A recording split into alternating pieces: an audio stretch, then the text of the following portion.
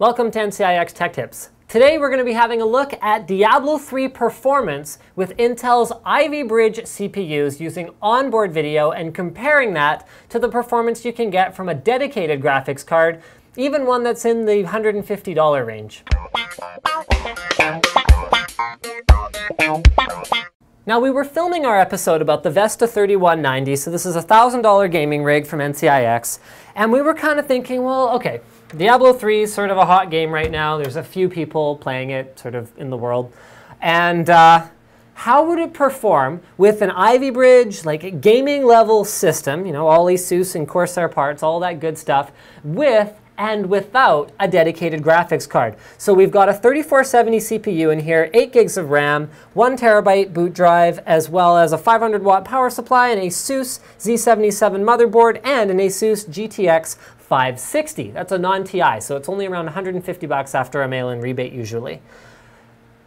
So how does the Ivy Bridge onboard GPU, which is way better than the old Sandy Bridge one, actually stack up to a dedicated graphics card? Is it worth it to spend the extra 150 bucks even in, honestly, not that graphically demanding games like Diablo 3? Let's have a look.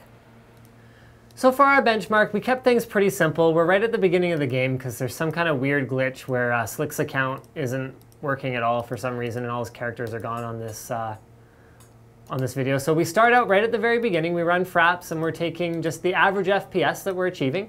Now, we did let the game auto-detect what settings it's running at, which means that with the dedicated graphics card, we're running at all high detail settings in 1080p, and with the onboard video, we're running at 720p. Now, as much as we would have loved to run them at equivalent settings, you're going to see when we show you the performance numbers why that wasn't possible.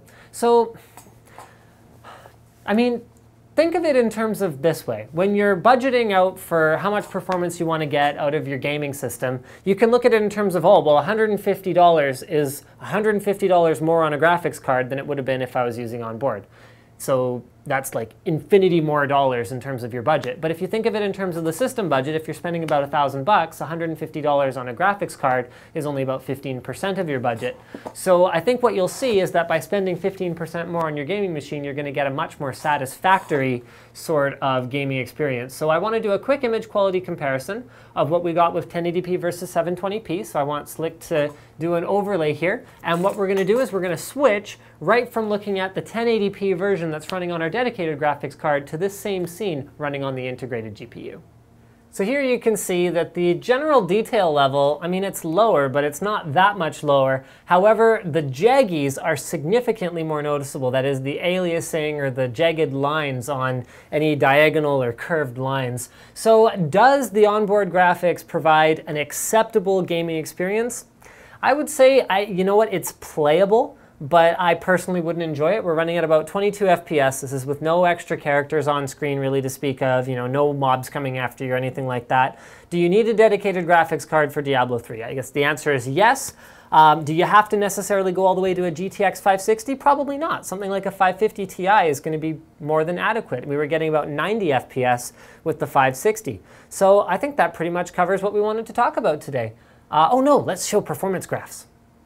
So in conclusion, our 560 performs by the most conservative possible measurements about 5 times better than the 3470 onboard.